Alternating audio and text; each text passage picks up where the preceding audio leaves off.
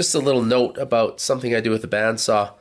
I don't normally cut right to the line on the corner. I'll leave a bit of extra wood there.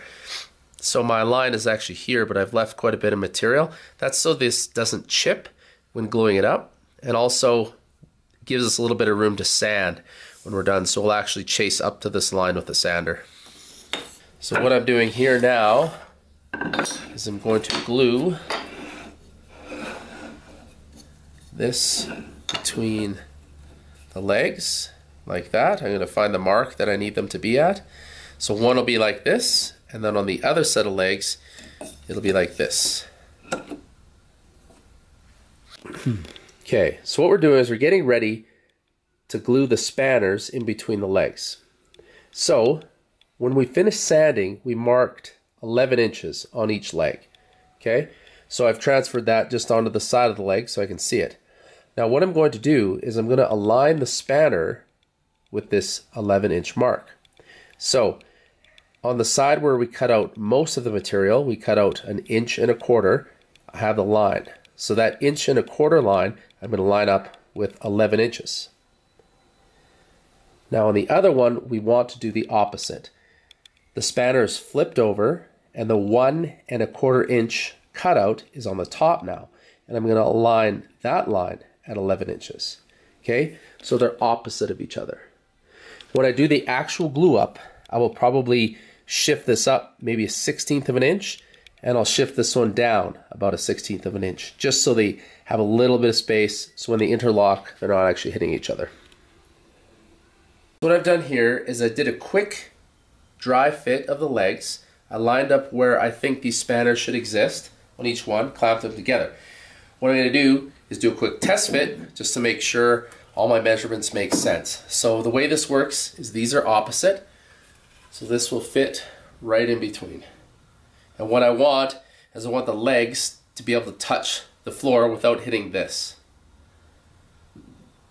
And there we go. Nice fit. Okay? So if you are hitting, you just have to adjust these up or down before you glue up.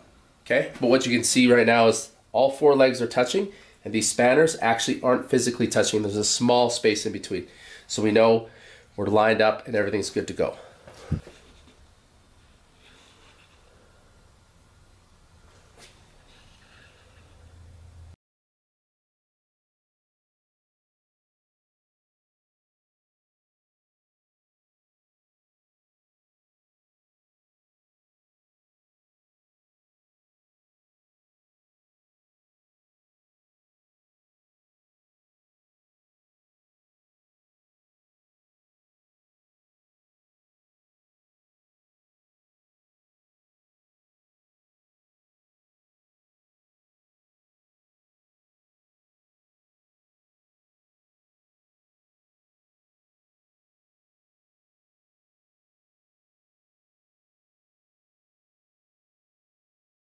So I glued this up.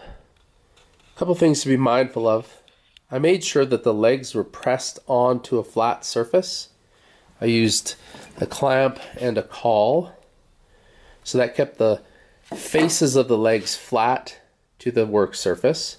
The other thing is I also had a spacer that is 6 1/8 inches wide, which is the same as the spanner here. That keeps the legs parallel with each other. The other thing to note is whenever you're gluing end grain, it's always good to put a little bit of glue on the end grain, let it sit for a minute, scrape it off, and then put a new bit of glue on there so the end grain isn't starved of glue. Okay, so we glued the legs together with the spanner. Now we are going to use the spindle sander to make these curves blend into the legs very nicely. If you look, I left a little bit of material on the spanner so I can blend that in to the leg. Right now we're using a large drum on the spindle sander, and we're going to use that just to essentially blend that in.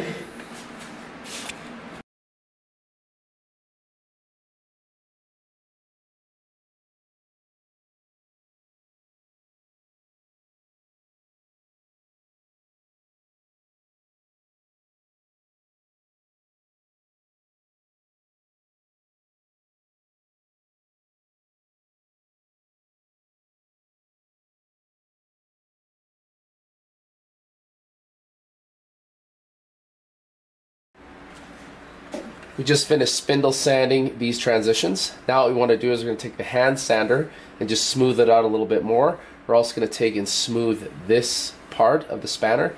That's been rough cut on the bandsaw.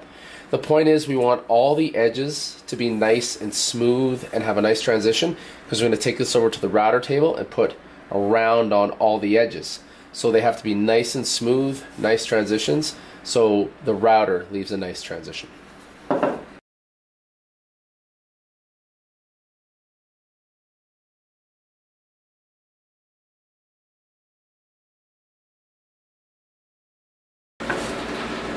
So we glued the legs together with the spanner. We used the spindle sander to make these curves, and then we chased all the other edges with the sander to make the transitions nice and smooth. The idea was to get rid of all the lumps and the bumps in the legs and in the crossbeam. So now when we take it over the router, the wheel will have a really nice smooth surface to roll across. Okay, so now we're going to round all the edges with a 3/4 inch bit.